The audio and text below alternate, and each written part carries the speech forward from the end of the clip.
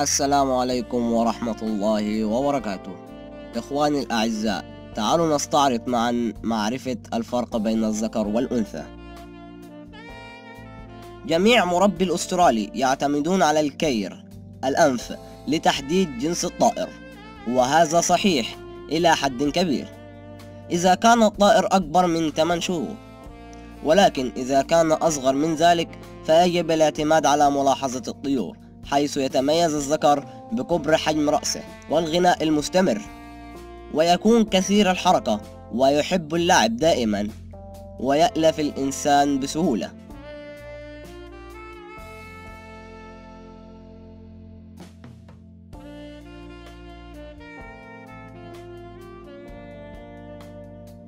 أما الأنثى فهي تتميز بصغر حجم الرأس وانسيابية الجسم والهدوء والانطوائية، ولكن هذا لا يمنع أن تكون أكثر شراسة من الذكر في التعامل مع الأعداء ومنهم الإنسان.